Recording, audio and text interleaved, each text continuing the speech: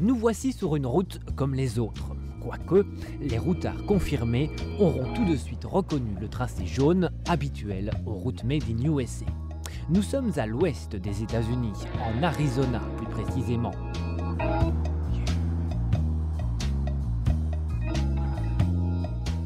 Et qui dit Arizona dit Grand Canyon.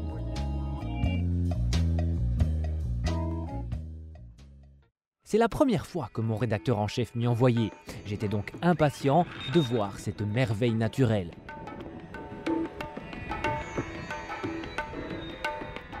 Impatient et en même temps un peu circonspect. En effet, était-ce vraiment aussi grandiose que tout le monde me le disait? Et est-ce que le fait d'avoir vu des centaines d'images de cet endroit depuis l'école primaire et puis dans les films de John Wayne n'allait pas enlever toute la magie du lieu? Ma réponse sera sans appel. Putain que c'est beau.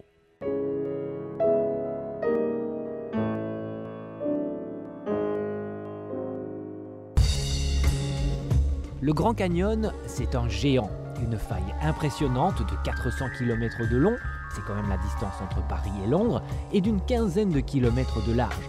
Moi, ce qui m'a frappé en premier, l'immensité du paysage. On se sent vraiment tout petit. Et parfois, on se demande même si on ne se trouve pas devant une sorte de maquette géante, ou bien, Hollywood oblige, devant un magnifique décor en trompe-l'œil. Mais non, on se pince un coup et puis on s'aperçoit que tout est bien réel, époustouflant, vraiment.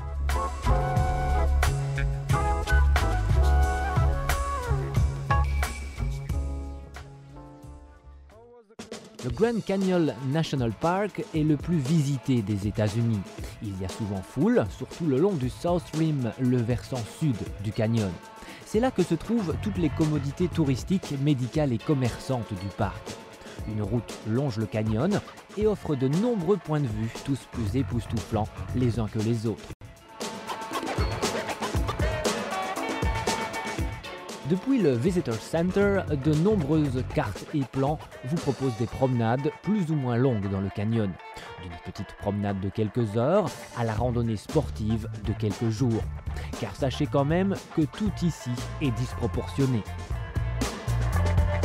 La rivière Colorado, que vous voyez là-bas tout en bas, il vous faudra quand même 12 jours de marche pour l'atteindre, avec un dénivelé de plus de 1500 mètres.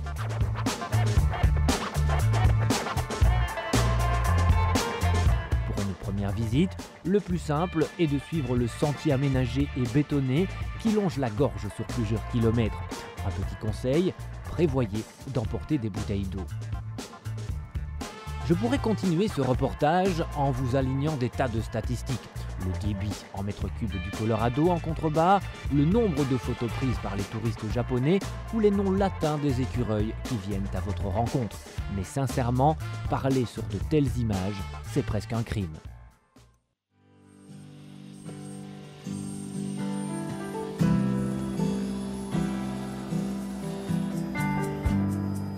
Enfin, le clou de ma journée reste sans aucun doute le survol de la région en hélicoptère.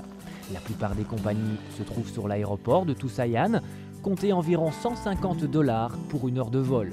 C'est un peu cher, c'est vrai, mais le spectacle en vaut vraiment la peine. Au début, cela ressemble un peu à une simple forêt de pins, et puis, tout à coup, c'est l'émerveillement.